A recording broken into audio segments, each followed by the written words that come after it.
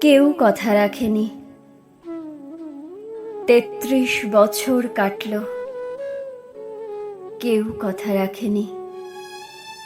ছেলেবেলায় এক বষ্টমী তার আগমনী গান হঠাৎ থামিয়ে বলেছিল, শুক্লা দ্বাদশীর দিন অন্তরাটুকু শুনিয়ে যাবে। তারপর কত চন্দ্রভুক অমাবস্যা এসে চলে গেল, কিন্তু সেই বষ্টমী আর এলো না। ২৫ বছর প্রতীক্ষায় আছি।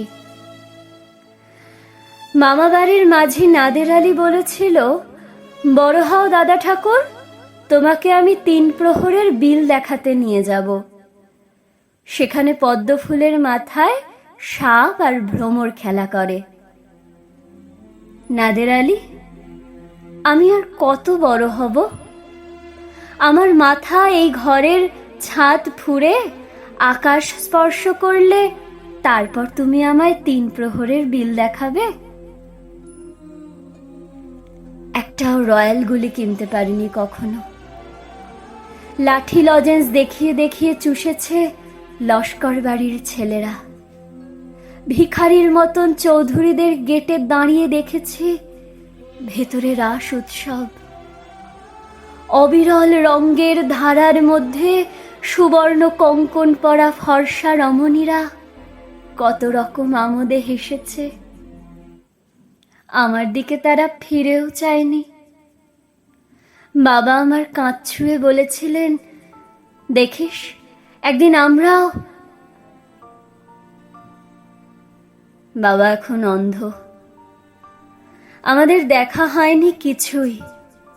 সেই রয়্যালগুলি, সেই লাঠি লজেন্স, সেই রাস উৎসব আমায় কেউ ফিরিয়ে দেবে না।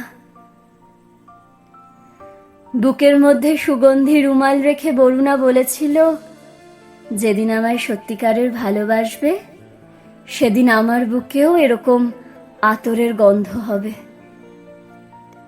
ভালোবাসার জন্য আমি হাতের মুঠোয় প্রাণ নিয়েছি।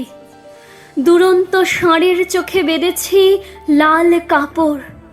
বিশ্ব সংসার তন্ন তন্ন করে খুঁজে এনেছি ১০৮টি নীল পদ্ম।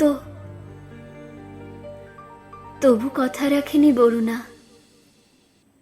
এখন তার বুকে শুধুই মাংসের গন্ধ। এখনো সে যে কোনো নারী। কেউ কথা রাখেনি। ৩৩ বছর কাটল, কেউ কথা রাখে না।